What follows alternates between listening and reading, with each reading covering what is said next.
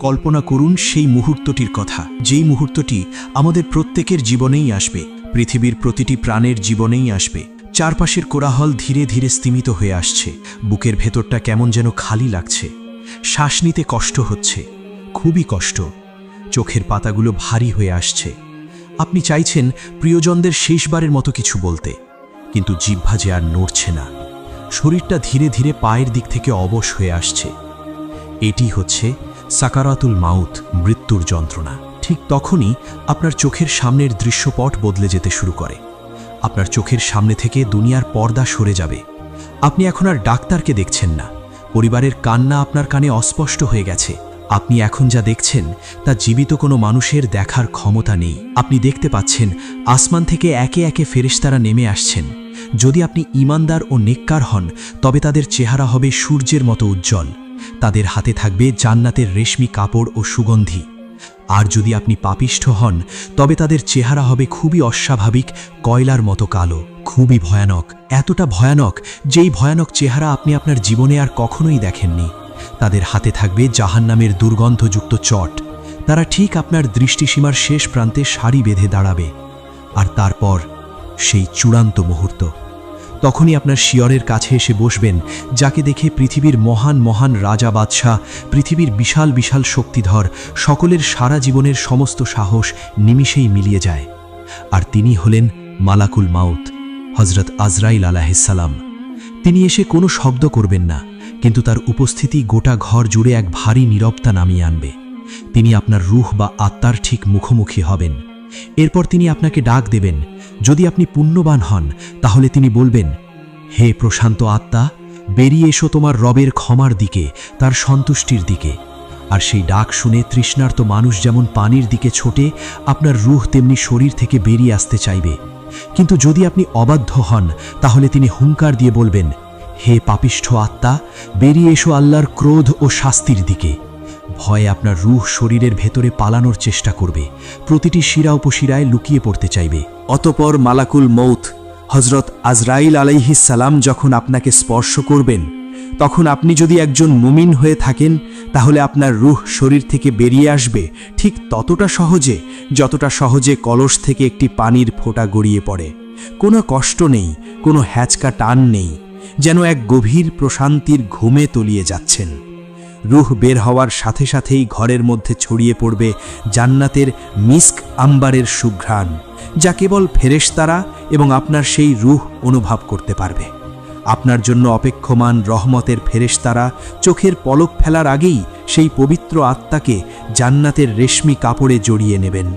কিন্তু যদি আপনি পাপিষ্ঠ হন, তাহলে আপনার রূহকে টেনে হিঁচড়ে এমনভাবে বের করা হবে, যেভাবে ভেজা পশমের ভেতর থেকে কাঁটাযুক্ত লোহার শিক জোর করে টেনে বের করা হয়। হাদিসে এসেছে, এতে শরীরের শিরা উপশিরা ছিঁড়ে যাওয়ার মতো যন্ত্রণার সৃষ্টি হয়। আপনার রূহ শরীর ছাড়তে চাইবে না, কিন্তু ফেরেশতাদের একের পর এক কঠোর আঘাতে তাকে শরীর থেকে বের হতে বাধ্য করা হবে। বের হওয়ার পর তা থেকে লাশের পচা দুর্গন্ধের মতো দুর্গন্ধ ছড়াবে। অতপর সেই অপবিত্র রূহকে জাহান্নামের দুর্গন্ধযুক্ত কালো ও খসখসে কাপড়ে মুড়িয়ে ফেলা হবে। এখন আপনার রূহ আপনার দেহকে দেখছে। নিচে আপনার সন্তানরা কাঁদছে, প্রিয়তমা স্ত্রী বা স্বামী বিলাপ করছেন, আপনার মা বাবা সকলেই যেন শোকে পাথর হয়ে গেছেন। আপনি চিৎকার করে বলতে চাইছেন, আমি তো মারা যাইনি, আমি তো সব দেখতে পাচ্ছি, তোমরা কাঁদছো কেন?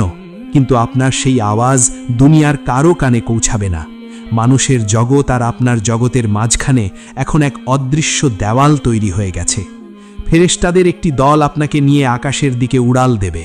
পথে আসমানের ফেরেশতারা জিজ্ঞেস করবেন, কে এই ব্যক্তি, কার রূহ এটি?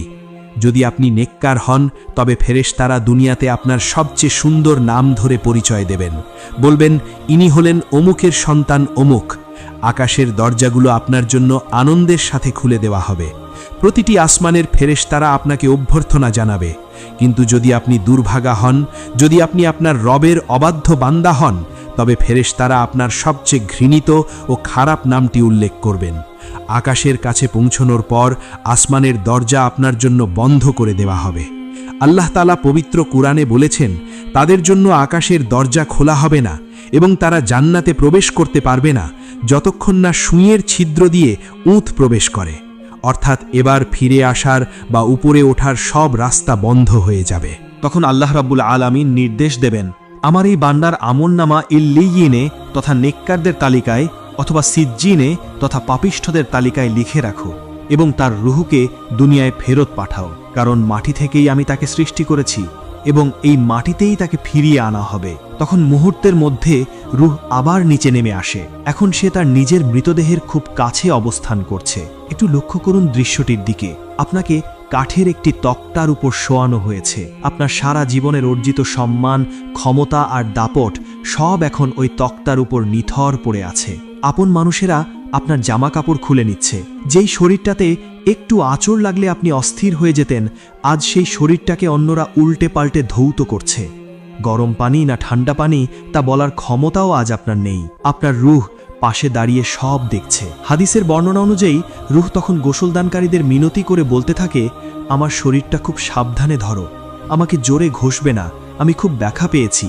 কিন্তু হায়, সেই আর্তনাদ কেউ শুনতে পায় না। অতঃপর গোসল শেষে আপনাকে এখন 3টি সাদা কাপড়ে মোড়ানো হয়েছে। দুনিয়ার সব রঙিন পোশাক আলমারিতেই পড়ে রইল। আপনার সাথে যাচ্ছে শুধু পকেটবিহীন এই সাদা কাফন। আত্মীয় স্বজন, বন্ধু বান্ধব সবাই মিলে আপনাকে কাঁধে তুলে নিল। শুরু হলো আপনার আসল বাড়ির পথে যাত্রা। যখন মানুষ খাটিয়া কাঁধে নিয়ে দ্রুত হাঁটতে থাকে, তখন রূহ চিৎকার করতে থাকে। যিনি নেককার তিনি আনন্দের আতিশে বলতে থাকেন, আমাকে তাড়াতাড়ি নিয়ে চলো, আমাকে তাড়াতাড়ি নিয়ে চলো, আমার রবের ওয়াদা সত্য, আমাকে আমার গন্তব্যে পৌঁছাতে দেরি করো না। তার কাছে তখন কবর মানে ভয়ের জায়গা নয়, বরং অনন্ত সুখের বিশ্রামাগার। কিন্তু যিনি বদকার তিনি ভয়ে থর থর করে কাঁপতে থাকেন এবং চিৎকার করে বলেন, হায় কপাল, তোমরা আমাকে কোথায় নিয়ে যাচ্ছ? আমাকে ওই অন্ধকার গর্তে নিও না। তার এই ভয়াবহ চিৎকার মানুষ আর জিন ছাড়া পৃথিবীর সব পশু পাখি শুনতে পায়। যদি মানুষ এই আওয়াজ শুনতে পেত তবে তারা ভয়ে বেহুশ হয়ে যেত। অতঃপর খাটিয়ার কাঁধ বদল হচ্ছে।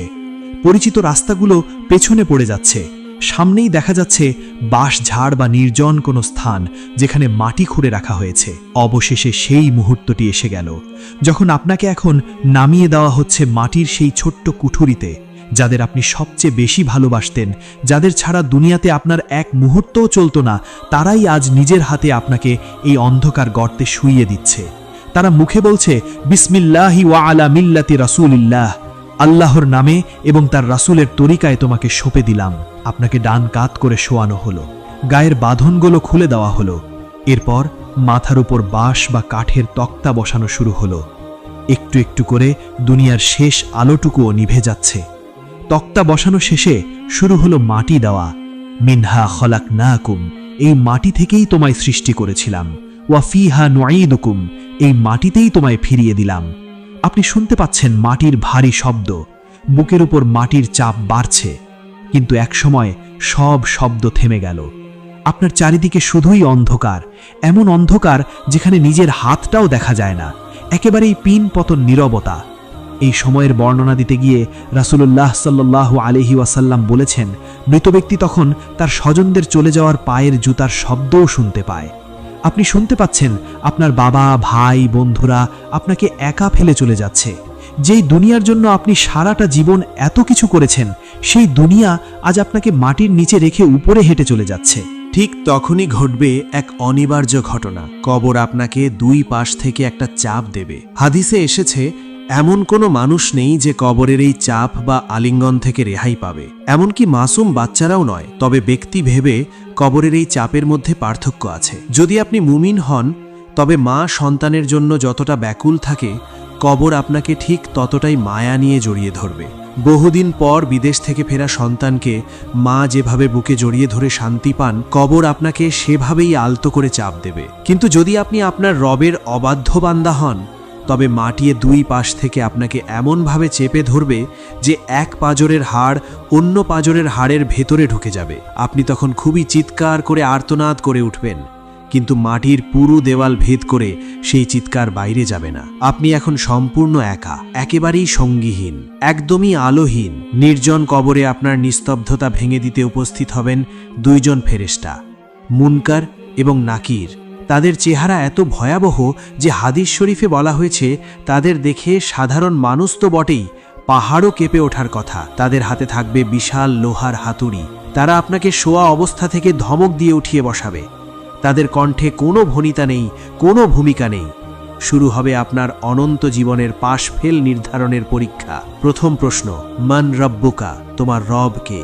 দ্বিতীয় প্রশ্ন, মান দীনুকা, তোমার দিন বা জীবন ব্যবস্থা কি ছিল? তৃতীয় প্রশ্ন, মান হাজার রাসূল, রাসূল সাল্লাল্লাহু আলাইহি ওয়াসাল্লামের প্রতি ইঙ্গিত করে বলা হবে এই ব্যক্তিটি কে? শুনতে খুব সহজ মনে হচ্ছে, তাই না? কিন্তু কবরের এই পরীক্ষা স্মৃতিশক্তি বা মেধার পরীক্ষা নয়, এটি হলো ঈমানের পরীক্ষা। যিনি দুনিয়ায় রবের গোলামি করেছেন, যার হৃদয়ে আল্লাহর ভয় ছিল, আল্লাহ তাআলা সেই মুহূর্তে তার অন্তরকে স্থির করে দেবেন। তার জিহ্বা কোনো জড়তা ছাড়াই পরম শান্তিতে বলে উঠবে, রব্বি আল্লাহ, আমার রব আল্লাহ। দিন ইয়াল ইসলাম, আমার দিন ইসলাম। আর রসুলের চেহারা মোবারক দেখা মাত্রই তিনি চিনে ফেলবেন, ভালোবাসায় সিক্ত হয়ে বলবেন, ইনি তো রসুল আল্লাহর, হজরত মুহাম্মদ সাল্লাল্লাহু আলাইহি ওয়াসাল্লাম। ফেরেশতারা তখন বিস্মিত হয়ে জিজ্ঞেস করবেন, তুমি জানলে কি করে? তিনি বলবেন, আমি আল্লাহর কিতাব পড়েছি, তার উপর ঈমান এনেছি এবং তার সত্য বলে মেনে নিয়েছি। কিন্তু অপরদিকে যিনি দুনিয়ায় আল্লাহকে ভুলেছিলেন, শুধুমাত্র নামেই মুসলিম ছিলেন কিন্তু অন্তরে ঈমান ছিল না, তার অবস্থা হবে খুবই মর্মান্তিক। তাকে যখন জিজ্ঞেস করা হবে তোমার রব কে, সে তোতলানো শুরু করবে, ভয়ে তার জিহ্বা আটকে যাবে। সে বলবে, হা হা লা আদ্রি, হায় হায়, আমি তো জানি না। মানুষকে যা বলতে শুনতাম আমিও তাই বলতাম। সে উত্তর দিতে চাইবে, দুনিয়ার মুখস্থ বিদ্যা কাজে লাগাতে চাইবে, কিন্তু তার মুখ দিয়ে কোনো শব্দ বের হবে না, কারণ এখানে জবান কথা বলে না, কথা বলে আপনার সারা জীবনের আমল। এভাবে সে পরপর 3টি প্রশ্নেরই জবাব দিতে অক্ষম হবে। এমনকি তার সামনে রাসূল সাল্লাল্লাহু আলাইহি ওয়াসাল্লামের অবয়ব দেখানো হলেও সে তাকে চিনতেও পারবে না।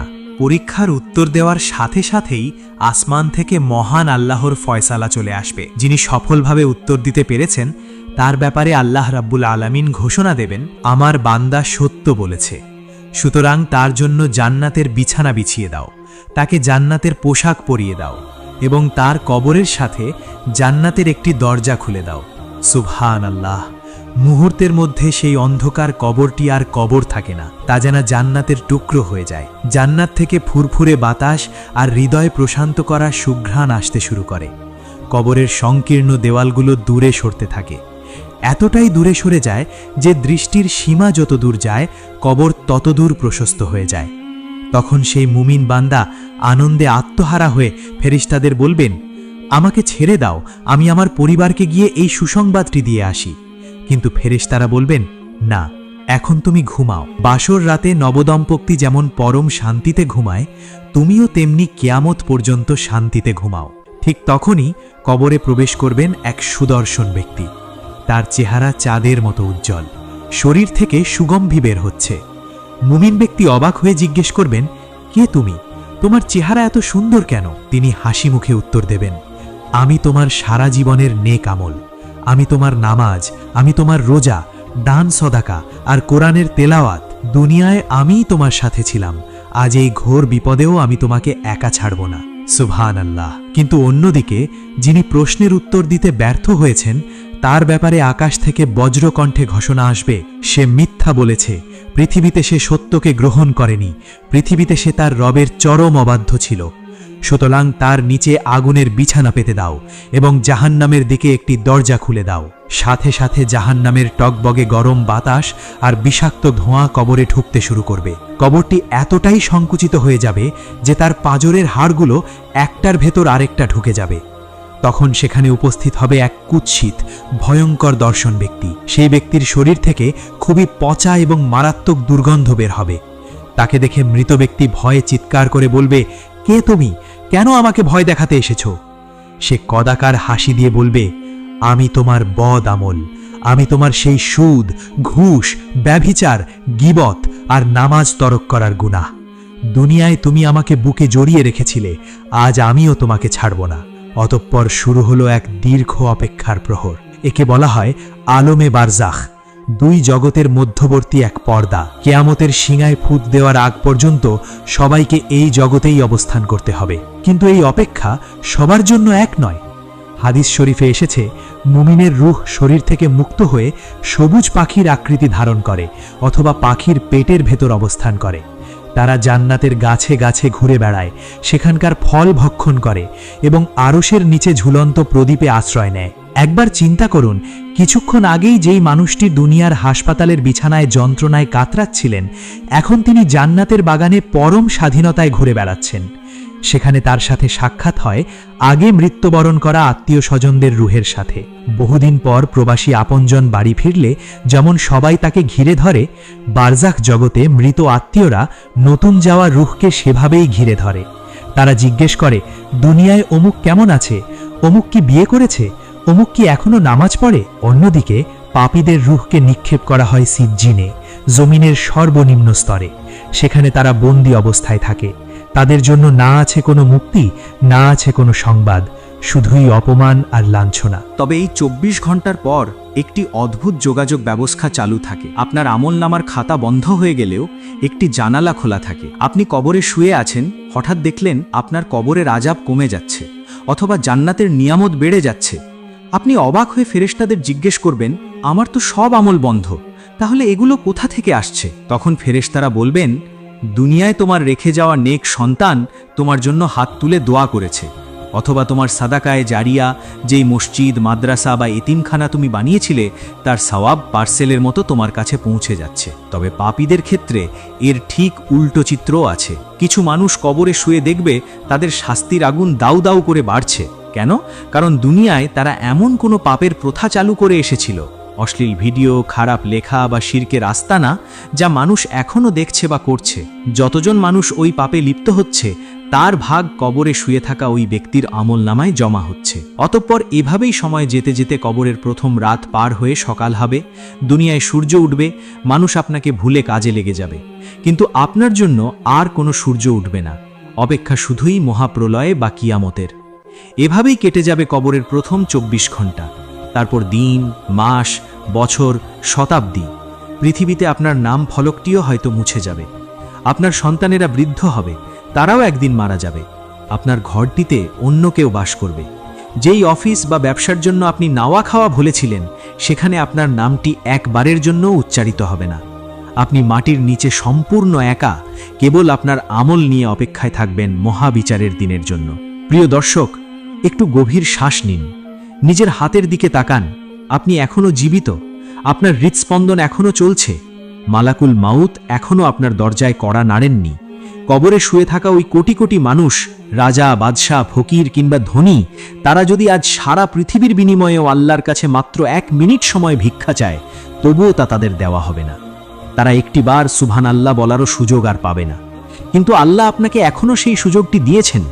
এই ভিডিওটি দেখা হয়তো আল্লাহর পক্ষ থেকে আপনার জন্য একটি বিশেষ বার্তা। তিনি চাইছেন আপনি ফিরে আসুন। তাই আসুন, আজ এখন থেকেই প্রতিজ্ঞা করি, অন্ধকার কবরের সাথী হিসেবে আমরা নামাজকে আঁকড়ে ধরব, কুরআনকে বন্ধু বানাবো, মানুষের হক নষ্ট করা থেকে বিরত থাকব, চোখের পানি ফেলে রবের কাছে বলবো, হে আল্লাহ, আমি ভুল করেছি, তুমি আমাকে ক্ষমা করো। আমিন ইয়া রাব্বাল আলামিন।